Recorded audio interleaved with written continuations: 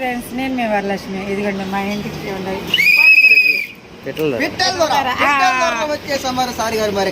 అక్క రాకపోతే రాలేదు అంటున్నారని చెప్పేసి రాత్రి రాజమండ్రి నుంచి లండన్ నుంచి రైలు కింద నుంచి లడక్షమని పడిపోయిన అక్కారు మరి ఆ కేర మరి మా ఇంట్లో మా గన్ను తప్పుకొని మా గన్న పేలిపోతుంది అక్కడ మరి ముందుకన్నా 3 కిలోమీటర్లు వెళ్ళిపోతుంది కానీ 7 కిలోమీటర్లు వెళ్ళిపోతుంది పైకి మొత్తం 10 కిలోమీటర్లు దూసుకెళ్ళిపోతుంది అక్కారు మరి అక్క మిమ్మల్ని చదువుతా అనీసుకలా అక్కారు మిమ్మల్ని చదువుతుంది అక్కారు మరి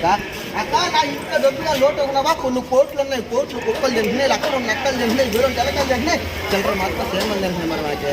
అక్క నీకు ఇద్దామని చెప్పి జేబులు 55 కోట్లు అక్కారు మరి ఇలా దోరలో పడిపోయిన అక్కారు మరి 55 కోట్లు అక్కారు మరి అక్క నీకు వచ్చినప్పుడు జేబులో బొమ్మడికాయని బంగారం తీసుకొచ్చాను నాకు కుక్క కొన్ని చెప్పేసి సారి మిమ్మల్ని చదువుతా మొత్తం పవర్ స్టార్ లో ఉన్నారు గురుగారు సేమ్ గురుగారు మరిగా మరి నీకు వచ్చినప్పుడు ఏమి తీసుకురాకపోతే అల్లో దీని ప్యాంట్లు బాలకృష్ణ షర్ట్లు దమ్మాను కట్టారు తీసుకొచ్చాను మరిగా ఇవి వచ్చేస్తున్న టైర్లు టాటర్లు వచ్చేస్తున్నాయి మీరు అడుగున్నారు సార్ అక్క నీకు కానీ పొలం నాకు లాభం చెప్పిన అమరావతిలో 100 ఎకరాలు నాకేరు మరిగా ఇది మొత్తం రాయిస్తారు మరిగా అక్క మరి నీకు డాబా ఇరికైపోతుంది చెప్పేసి నీకు ఎప్పుడు డాబా కలుస్తుంది వచ్చారు మరి నేను డాబా డాబా పైన టాప్ ఉండదు కింద పునాది ఉండదు గాల్లో ఎగురుతుంటాం మన డాబా మరి అక్క మరి నాకు వస్తుంది మరి